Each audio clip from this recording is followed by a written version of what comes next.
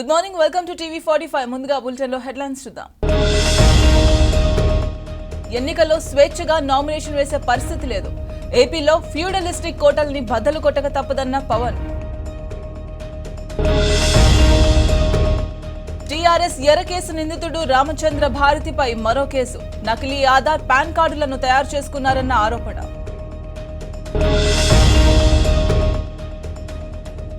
భారత ప్రధాన న్యాయమూర్తిగా జస్టిస్ చంద్రచూడ్ ఇవాళ ప్రమాణ స్వీకారం.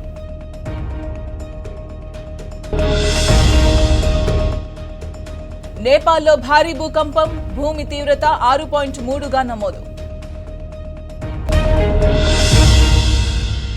ఇక డీటెయిల్స్ లోకి వెళ్తే టీఆర్ఎస్ ఎమ్మెల్యేల ఎర్ర కేసు నిందితుడు రామచంద్ర భారతిపై మరో కేసు నమోదైంది. హైదరాబాద్ లోని బంజారాహిల్స్ పోలీసులు కేసు నమోదు చేశారు. నకిలీ ఆధార్, పాన్ కార్డ్, డ్రైవింగ్ లైసెన్స్లకు సంబంధించి రామచంద్ర భారతి కార్డులను తయారు చేసుకున్నారంటూ MLA pilot Rohith Reddy Banjara Hills PS లో ఫిర్యాదు చేశారు. ఈ ఫిర్యాదు మేరకు రామచంద్ర భారతిపై పలు సెక్షన్ల కింద కేసు నమోదు చేశారు. ఈ కేసుకు సంబంధించిన కీలక ఆధారాలను సేకరించే పనిలో పోలీసులు నిమగ్నమై ఉన్నారు. ఈ కేసులో దోషిగా తేలితే రామచంద్ర భారతి 10 ఏళ్ల వరకు జైలు శిక్ష పడే అవకాశం ఉన్నట్లు తెలుస్తోంది.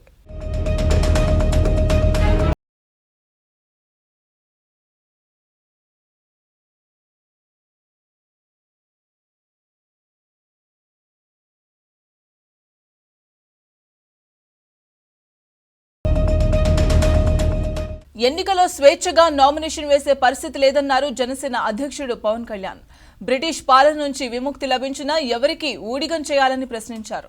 బ్రిటిష్ సామ్రాజ్యానికి భారతీయ సంతతికి చెందిన రిషి సునాక్ ప్రధాని అవగలిగే పరిస్థితులు అనుకూలించినప్పుడు ఏపీలో ఫ్యూడలిస్టిక్ మనస్తత్వం ఉన్న వ్యక్తులు ఇతరులను ఎందుకు రానివ్వాలని నిలదీశారు.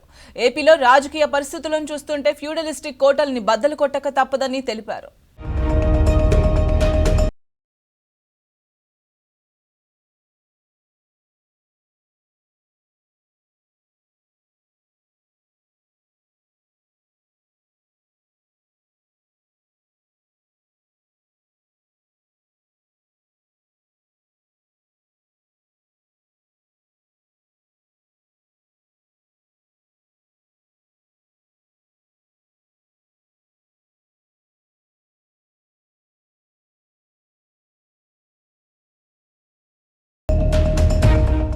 ఏపీకి పెట్టుబడులు రాబట్టే దిశగా వచ్చే ఏడాది మార్చిలో విశాఖలో గ్లోబల్ ఇన్వెస్టర్స్ సమ్మిట్ ను ఏపీ ప్రభుత్వం నిర్వహించనుంది. ఈ సదస్సుకు సంబంధించిన లోగోను AP CM YS Jaganmohan Reddy Tadepalli CM కార్యాలయంలో ఆవిష్కరించారు.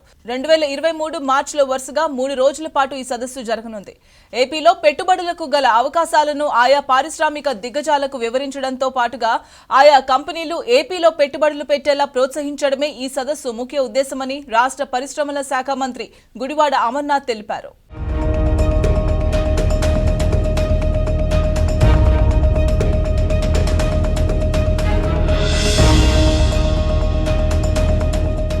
ఏపీకి పెట్టుబడులు రాబట్టే దిశగా వచ్చే ఏడాది మార్చిలో విశాఖలో గ్లోబల్ ఇన్వెస్టర్స్ సమ్మిట్ ను నిర్వహిస్తున్నట్లు మంత్రి గుడివాడ అమర్నాథ్ తెలిపారు. కరోనా కారణంగా గడిచిన 2 ఏళ్లలో ఈ తరహా సదస్సులను నిర్వహించలేకపోయామని అమర్నాథ్ తెలిపారు. ఈ సదస్సులో రాష్ట్ర ప్రభుత్వ బ్రాండ్ అంబాసిడర్ గా సీఎం జగనే వ్యవహరిస్తారని ఆయన చెప్పారు. రాష్ట్రంలో పెట్టుబడులకు అవకాశం ఉన్న రంగాలపై సమగ్ర నివేదికలు రూపొందిస్తున్నామని ఆయన చెప్పారు.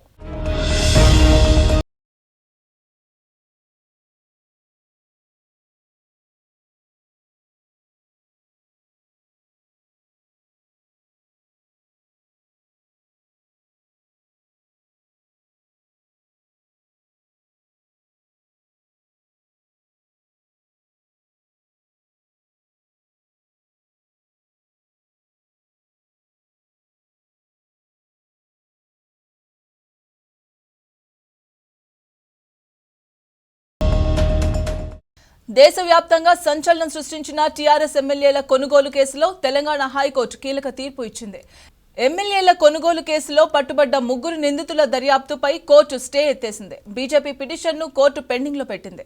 పిటిషన్పై లోతైన విచారణ కొనసాగించాల్సిన అవసరం ఉందని హైకోర్టు పేర్కొంది. ఈ కేసులో మొయినాబాద్ పోలీసులు దర్యాప్తు చేసుకోవచ్చని హైకోర్టు ఆదేశించింది. ఈ కేసు తదుపరి విచారణను ఈ నెల 18వ తేదీకి హైకోర్టు వాయిదా వేసింది.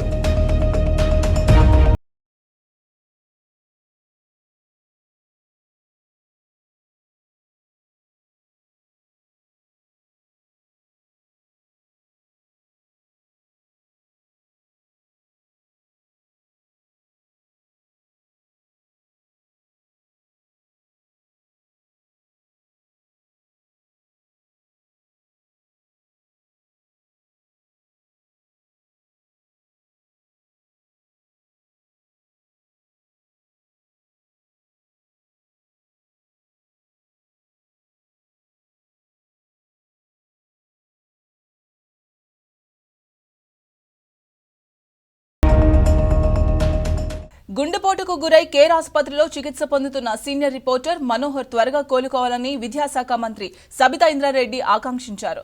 ఈ సందర్భంగా మనోహర్ ఆరోగ్య పరిస్థితిపై ఆసుపత్రి వైద్యులతో మంత్రి సబితా ఇంద్రారెడ్డి అడిగి తెలుసుకున్నారు.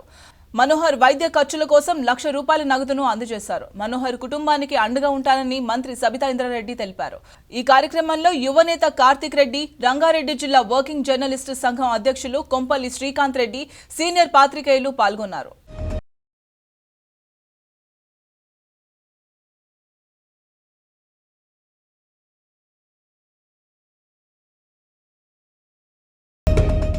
మునుగోడు ఉప ఎన్నికల్లో టీఆర్ఎస్ పార్టీ అక్రమాలకు పాల్పడిందని యుగ తులసి పార్టీ అధ్యక్షుడు శివకుమార్ విమర్శించారు. తనకు వచ్చిన రోడ్ రోలర్ గుర్తును మార్చే కుట్ర టీఆర్ఎస్ పార్టీ చేసిందని ఆయన అన్నారు. రోడ్ రోలర్ కు వచ్చిన ఓట్లు కూడా తమ ఓట్లే అని కేటీఆర్ ప్రకటించడం సిగ్గుచేటని ఆయన అన్నారు. మునుగోడు ఉప ఎన్నికల్లో టీఆర్ఎస్, బీజేపీ పార్టీలు అక్రమాలకు పాల్పడి ప్రజలను ప్రలోభపెట్టారని ఆయన అన్నారు. ఈ పత్రికా సమావేశం పెట్టాను. దయచేసి ఒక్కసారి 17వ తారీఖు సింబల్ అలాట్మెంట్ జరుగుతున్నటువంటి ప్రక్రియలో అక్కడ ఉన్నటువంటి రిటర్నింగ్ ఆఫీసర్, పక్కన ఉన్నటువంటి అబ్జర్వర్ లోపల జరిగినటువంటి సీసీ ఫుటేజ్ ని మీకు ఒక్కసారి వీడియోగ్రాఫర్ ద్వారా తీసి నేను ఎలక్షన్ కమిషన్ ఆఫ్ ఇండియాకి లెటర్ రాసి నాకు లోపల జరిగిన ఫుటేజ్ పూర్తిగా కావాలి అన్నప్పుడు వారు నాకు మొన్న ఎలక్షన్ అయిపోయే ముందు పెన్ డ్రైవ్ లో కలెక్టర్ గారి ఇన్స్ట్రక్షన్స్ ఆర్ఓ గారికి ఇచ్చి ఆర్ఓ గారి దగ్గర నుంచి నాకు ఒక పెన్ డ్రైవ్ లో లోపల జరిగిన ఫుటేజ్ ని నేను తీసుకురావడం జరిగింది. ఇందులో తెలియాల్సిన విషయాలు మీకు తర్వాత నేను చెప్తాను. ఒక్కసారి రిటర్నింగ్ ఆఫీస్ లోపల జరిగింది ఏంటో ఒక్కసారి మీరు చూడండి.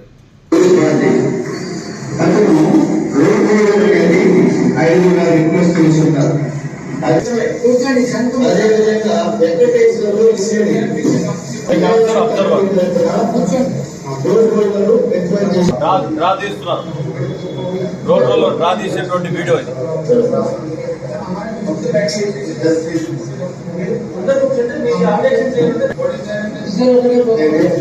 బీసీలకు సరైన ప్రాధాన్యత ఇవ్వకుండా ఓసీలకు 10% రాయితీ ఇవ్వటంపై బీసీ సంక్షేమ సంఘం రాష్ట్ర అధ్యక్షుడు కేసన శంకర్రావు ఆగ్రహం వ్యక్తం చేశారు. కేంద్ర రాష్ట్ర ప్రభుత్వాలు బీసీల ఓటు బ్యాంకుతో అధికారం చేజిక్కించుకుని బీసీలకు ద్రోహం చేస్తున్నారని వారు మండిపడ్డారు. కోర్టు తీర్పు సవాల్ చేస్తూ పిటిషన్ దాఖలు చేయడం జరిగిందని వారు వివరించారు. దయచేసి మీరు జనాభా ఉన్నటువంటి వ్యక్తులు మాకు ఈ జనాభాలో ఈ దేశంలో మాకు చట్ట ప్రకారంగా, రాజ్యాంగ ప్రకారంగా మాకు రావాల్సినటువంటి వాటాను మేము అడుగుతున్నాం తప్ప మీ వాటాను తీసుకొచ్చి మేము అడగట్లేదు. కాదుకూడదు మీరంటే దేశ జనాభాలో లెక్కలను తీసి ఏ వర్గాలు ఎంత శాతం ఉన్నారో దాని ప్రకారంగా రిజర్వేషన్ పంచండి, దానికి కూడా మేము సిద్ధంగా ఉన్నామని చెబుతా ఉన్నాం. మీరుందేమో 10%, 15%, మేము 50%, 60% ఉన్నవాడేమో 20% సరిపెట్టుకోవాలి. 50%లో మీకు వాటా, మళ్ళీ 10%లో మీకు వాటా. ఈ రకమైనటువంటి పరిస్థితుల్లో ఇంకా దేశంలో మేము దేనికొన్నాం? మిమ్మల్ని పదవులకు ఇచ్చి మిమ్మల్ని పదవులు అనిపించే విధంగా మేము ఓట్లేసి మిమ్మల్ని గెలిపించడం తప్ప మా యొక్క హక్కులు కాలు రాస్తూ ఉన్నారు. ఆనాడు మహానుభావుడు డాక్టర్ బిఆర్ అంబేద్కర్ ఏదైతే ఆశించాడో, మహాత్మా జ్యోతిరావు పూలే ఏదైతే ఆశించాడో దానన్నిటికీ మీరు తూట్లు పడుస్తూ ఉన్నారు. ఈ సమాజంలో మరి మేము మాకున్నటువంటి అవకాశాలని, మాకున్నటువంటి పరిస్థితిని మీరు మొత్తం కూడా నొక్కేస్తూ ఉన్నారు. నోరు వాయా లేని కులవృత్తులకే ఆధారపడినటువంటి ఈ యొక్క జనాభాని మీరు సరైనటువంటి విధానంలో పెట్టకపోవటం అనేది చాలా దురదృష్టకరమైన సంఘటన. మా యొక్క హక్కులను కాలరాస్తూ ఉన్నారు. భవిష్యత్తులో దానికి తగినటువంటి మూల్యం కూడా మీరు చెల్లించుకోవాల్సి వస్తుందనేటువంటి విషయాన్ని నేను ఈ రోజున పత్రికా విలేకరుల సోదరుల ద్వారా మీకు తెలియజేస్తా ఉన్నాను. దయచేసి రుణగ్రహీతలపై ప్రైవేటు వడ్డీ వ్యాపారులు, ఫైనాన్స్ సంస్థలు చేస్తున్న ఆగడాలను అడ్డుకుని ప్రజలకు రక్షణ కల్పించాలని పలువురు వ్యక్తులు డిమాండ్ చేశారు. వీరిని కట్టడి చేసేందుకు ఆర్థిక పరమైన చట్టాలను తీసుకురావాలని పలువురు కోరారు. సోమాజిగూడ ప్రెస్ క్లబ్ లో ఇండియన్ నేషనలిస్ట్ మూవ్మెంట్ మరియు ఎల్డర్స్ క్లబ్ ఇంటర్నేషనల్ ఫౌండేషన్ సంయుక్త ఆధ్వర్యంలో తెలుగు రాష్ట్రాల్లో వడ్డీ వ్యాపారుల ఆగడాలు అంశంపై సదస్సు నిర్వహించారు. వడ్డీ వ్యాపారుల ఆగడాలను అరికట్టేందుకు 2 కమిటీలను ఏర్పాటు చేస్తూ సదస్సు తీర్మానించింది. మీరు లోన్ ఇవ్వగానే మీకు సంబంధించిన మొత్తం సమాచారం వాళ్ళ ముఖ్యంగా చేసుకుంటారు. బంధువులు, స్నేహితులు, మీ కుటుంబ సభ్యుల ఫోటోలు అన్ని వాళ్ళకి వెళ్ళిపోతాయి. ఈ ఫోటోలను మార్పు తీసి వాటిని శృంగార బట్టలు చేయడం కానీ, బట్టలు లేకుండా చేయడం కానీ, అర్థంగా చేయడం కానీ చేసి ఆ మార్పు ఇంకో వేరే ఫోటోలు కూడా దాన్ని జత చేసి మీరు అక్రమ సంబంధాలుగా చూపించి ఈ ఫోటోలు మొత్తం సోషల్ మీడియాలో పెట్టడం, మీ బంధువులకి, స్నేహితులు పంపిస్తే మన తెలుగు రాష్ట్రంలో ఇంత ఘోరంగా ఉంటుంది. అంటే వడ్డీ వ్యాపారస్తులకి ఈ రుణగ్రస్తులకి మధ్యన వివాదాలు సామరస్యంగా పరిష్కారం అవ్వటానికి అవకాశంగా ఒక ఆర్బిట్రేషన్ కమిటీని వేయడం జరిగింది. ఆర్బిట్రేషన్ కమిటీకి చైర్మన్గా డాక్టర్ అవులప్ప గారు, ఆయన ఇన్స్టిట్యూషనల్ ఎథిక్స్ కమిటీకి చైర్మన్, ఆయన హాస్పిటల్లో ఆయన చైర్మన్గా, ఆయన చైర్మన్షిప్లో consumers affairs committee chairman Mandada Krishna Reddy గారు, అలాగే తెలంగాణ సర్వోదయ మండలి ప్రెసిడెంట్ శంకర్ నాయక్ గారు, ఈ ముగ్గురితో ఆర్బిట్రేషన్ కమిటీ వేయడం జరిగింది. ఆ తర్వాత ఒక పబ్లిక్ హీరింగ్స్ కండక్ట్ చేయడానికి, ఈ విషయాల మీద పోలీసులతో కూడా చర్చించడానికి, హైకోర్టులో బిల్లు వేయడానికి, తర్వాత సెంట్రల్ కన్జ్యూమర్ కమిషన్ దగ్గర చెప్పి ఈ వడ్డీ వ్యాపారస్తుల్ని అనారోగ్య సమస్యలతో బాధపడుతున్న బాధితులకు ఆర్థికంగా ఆదుకునేందుకు సీఎంఆర్ఎఫ్ వరంగా మారిందని రాష్ట్ర పంచాయతీరాజ్ శాఖ మంత్రి ఎర్రబెల్లి దయాకర్ రావు తెలిపారు. జనగామ జిల్లా పాలకుర్తి మండలంలోని 20 మంది బాధితులకు చెక్కులను మంత్రి ఎర్రబెల్లి దయాకర్ రావు పంపిణీ చేశారు. ఈ సందర్భంగా మంత్రి మాట్లాడుతూ సీఎం సహాయ నిధిని వినియోగించుకుని ఆరోగ్యంగా ఉండాలని ఆయన ఆకాంక్షించారు. ఈ కార్యక్రమంలో స్థానిక ప్రజాప్రతినిధులు, లబ్ధిదారులు తదితరులు పాల్గొన్నారు.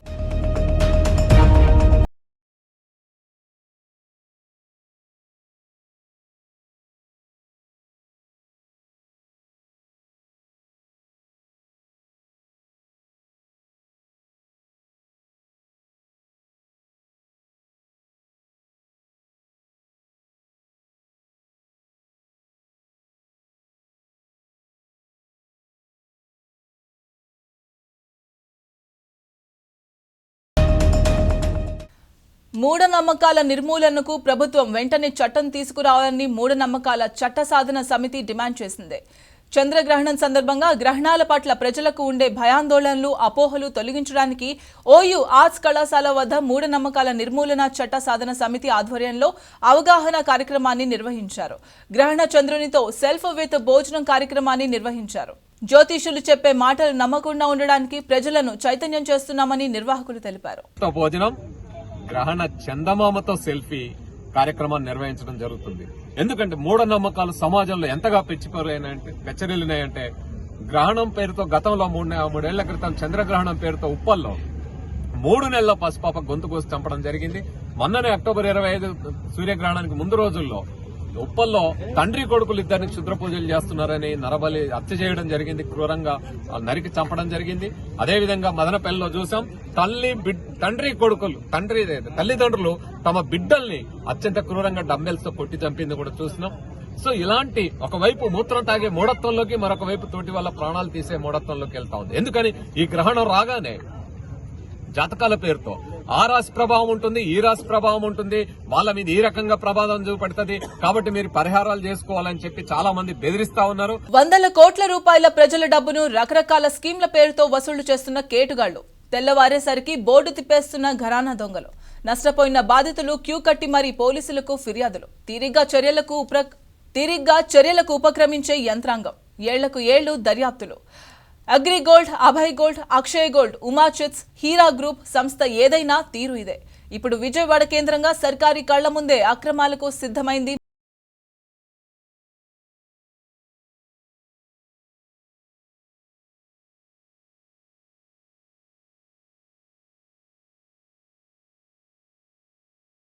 మరొకసారి మోసం చేసేందుకు ఇంకొక చైన్ లింక్ సిస్టంతో సంకల్ప సిద్ధి ఈమార్ట్ ప్రైవేట్ లిమిటెడ్స్ అని చెప్పని ఒక కొత్త కంపెనీ బోర్డు అయితే తెరవడం జరిగింది. ఇప్పటికే విజయవాడ నగర వ్యాప్తంగా కాకుండా ఆంధ్రప్రదేశ్, తెలంగాణ 2 రాష్ట్రాల్లో కూడా పెద్ద ఎత్తున ఖాతాదారులని అప్రోచ్ అవ్వడం, వాళ్ళ దగ్గర నుంచి డిపాజిట్ సేకరిస్తున్న పరిస్థితి ఉందో. అయితే ఇప్పటివరకు కూడా సేకరించినటువంటి ఏదైతే అంశాలు ఉన్నాయో, ఈ సంకల్ప సిద్ధి ఈమార్ట్ ప్రైవేట్ లిమిటెడ్ ద్వారా ఏదైతే డిపాజిట్ సేకరిస్తున్నారో ఈ చైన్ లింక్ సిస్టమ్ని పూర్తిగా పరిశీలించినట్లయితే పూర్తిగా దీన్ని మోసం చేసే విధంగా, అంటే మరొకసారి బోర్డు తిప్పేసే కంపెనీ కొత్తగా తెరలేపింది అనే దానికి కూడా ఒక క్లారిటీ, స్పష్టత అయితే కనిపిస్తుంది. దీని మీద పూర్తిగా TV45 ఒక ప్రత్యేక కథనాన్ని రూపొందిస్తున్న పరిస్థితి కనిపిస్తుంది. ఇప్పటివరకు కూడా జరిగినటువంటి పరిణామాలు ఏవైతే అభయ గోల్డ్, అక్షయ గోల్డ్, అగ్రిగోల్డ్ లాంటి పెద్ద పెద్ద సంస్థలు వచ్చి ప్రజలని మోసం చేసి బోర్డులు తిప్పేసిన విధంగా ఏదైతే ఉందో, అదే కోణంలో కూడా ఈ సంకల్ప సిద్ధి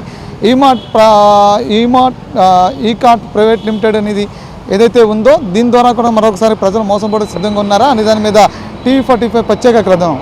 విజయవాడ కేంద్రంగా సంకల్ప మార్ట్ అని ఒక కిరాణా కొట్టు ఉంది, తెలుసు కదా. కిరాణా షాప్ అంటే నిత్యావసరాలైన పప్పు, ఉప్పు వంటివి అమ్ముకోవడం. అందుకోసం ఒక GST registration, labour licence, bank account ఇవన్నీ ప్రతి కిరాణా దుకాణానికి ఉండేవే. మరి సంకల్ప్ గురించి మాత్రమే ఎందుకు చెప్పాల్సి వస్తోంది అనే సందేహం వస్తోంది కదా. అసలు విషయం ఏంటంటే ఈ స్టోర్ పేరుకు మాత్రమే ఉంటుంది, చేసే వ్యాపారం మాత్రం వేరు. ఇదొక చైన్ లింక్ ఫైనాన్షియల్ ఇన్స్టిట్యూషన్ లా నడుస్తోంది. అగ్రిగోల్డ్, అభయ్ గోల్డ్ తరహాలో ప్రజల నుంచి డబ్బు వసూలు చేయడం అన్నమాట. దీనికి చైర్మన్ గుత్తా వేణుగోపాల్ కృష్ణ. మీరు ఏదైనా బ్యాంకులో ₹1,00,000 డిపాజిట్ చేస్తే అది రెట్టింపు అవడానికి ఎంతకాలం పడుతుంది? ఒక్కో బ్యాంకు ఇచ్చే వడ్డీ రేట్లు ఆధారం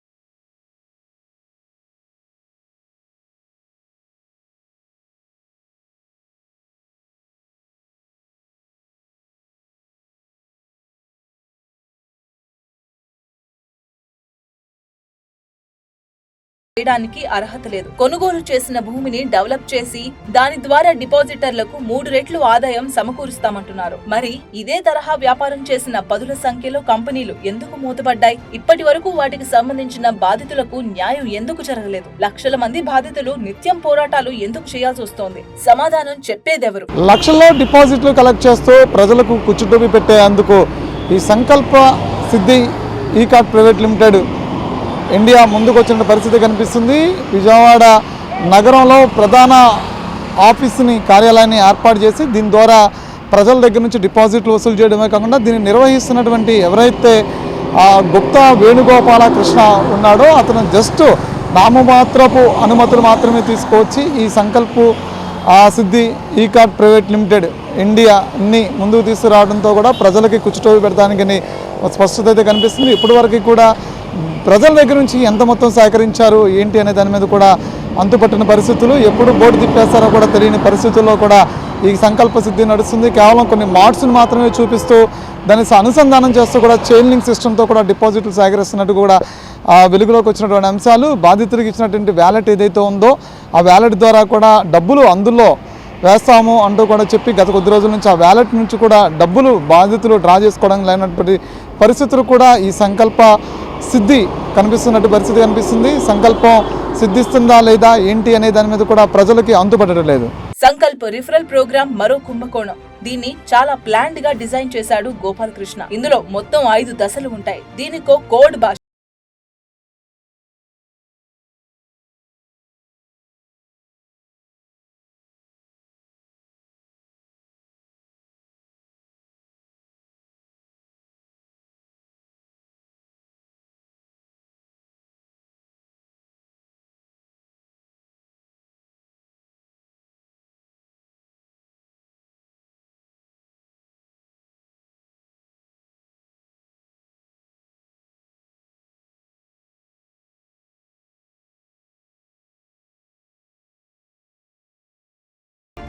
ఇప్పటికే ఎలాంటి కంపెనీలు నమ్మి పెద్ద ఎత్తున ప్రజలు మోసపోయన్నారు. మరొకసారి సంకల్ప సిద్ధి అనేటువంటి ఈ కంపెనీ ద్వారా ప్రజలు మరొకసారి మోసపోకుండా ప్రభుత్వ యంత్రాంగం కళ్ళు తెరవాల్సిన అవసరం అయితే ఉంది.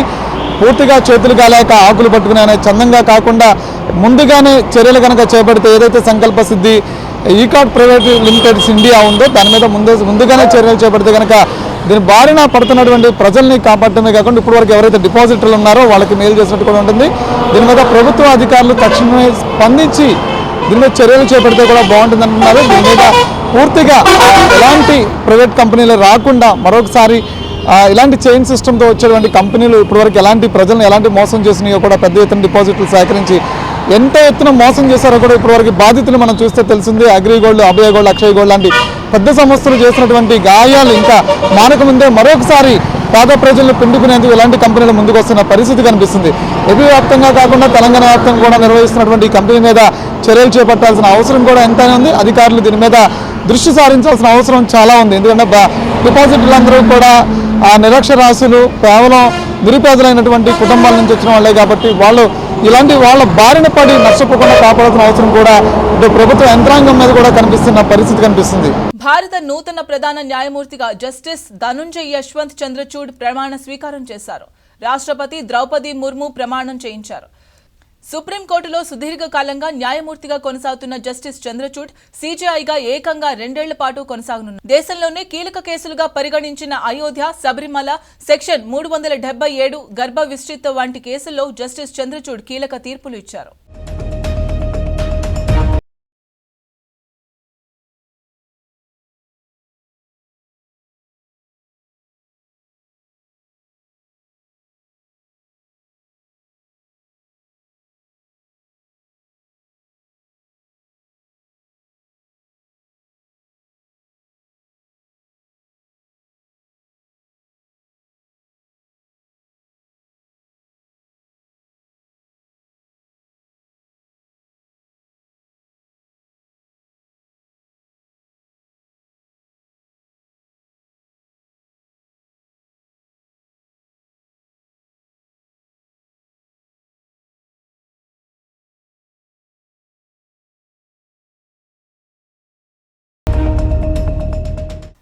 నేపాల్లో భారీ భూకంపం సంభవించింది. ముఖ్యంగా గురుగ్రామ్, నోయిడాలలో ప్రకంపనలు కనిపించాయి. దీంతో ప్రజలు ఇళ్ల నుంచి బయటకు పరుగులు తీశారు. ఈ భూకంపం తీవ్రత రెక్టార్ స్కేలుపై 6.3గా నమోదైంది.